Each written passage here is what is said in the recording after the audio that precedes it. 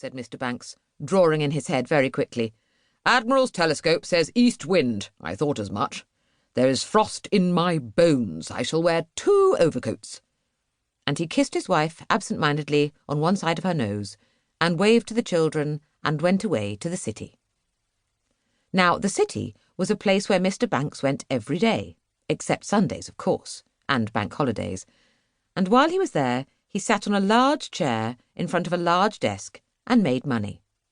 All day long he worked, cutting out pennies and shillings and half-crowns and threepenny bits, and he brought them home with him in his little black bag. Sometimes he would give some to Jane and Michael for their money boxes, and when he couldn't spare any, he would say, "The bank is broken," and they would know he hadn't made much money that day. Well, Mr. Banks went off with his black bag, and Mrs. Banks went into the drawing-room and sat there all day long writing letters to the papers and begging them to send some nannies to her at once, as she was waiting. And upstairs in the nursery, Jane and Michael watched at the window and wondered who would come. They were glad Katie Nana had gone, for they had never liked her. She was old and fat and smelt of barley water. Anything, they thought, would be better than Katie Nana, if not much better. When the afternoon began to die away behind the park, Mrs. Brill and Ellen came to give them their supper, and to bath the twins.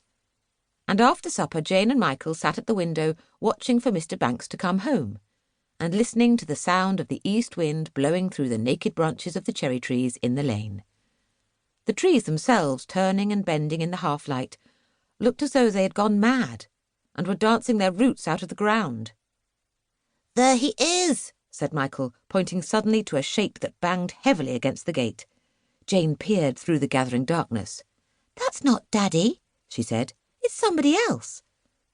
Then the shape, tossed and bent under the wind, lifted the latch of the gate, and they could see that it belonged to a woman, who was holding her hat on with one hand and carrying a bag in the other. As they watched, Jane and Michael saw a curious thing happen.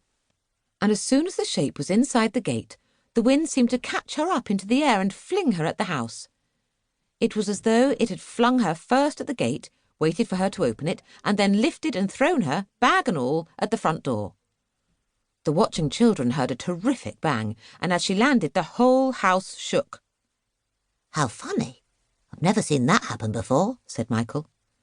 "Let's go and see who it is," said Jane, and taking Michael's arm, she drew him away from the window, through the nursery and out onto the landing. From there they always had a good view of anything that happened in the front hall. Presently they saw their mother coming out of the drawing-room with a visitor following her. Jane and Michael could see that the newcomer had shiny black hair. "Rather like a wooden Dutch doll," whispered Jane, and that she was thin, with large feet and hands, and small, rather peering blue eyes. "You'll find that they are very nice children," Mrs. Banks was saying.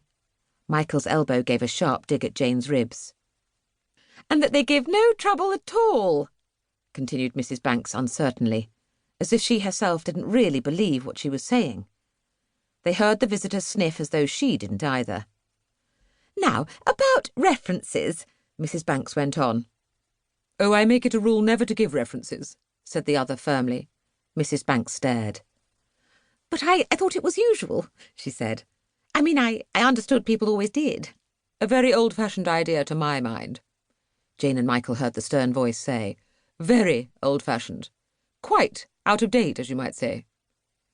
Now, if there was one thing Mrs. Banks did not like, it was to be thought old-fashioned. She just couldn't bear it. So she said quickly, "Very well, then. We won't bother about them. I only asked, of course, in case you, required it. The nursery is upstairs." And she led the way towards the staircase, talking all the time without stopping once.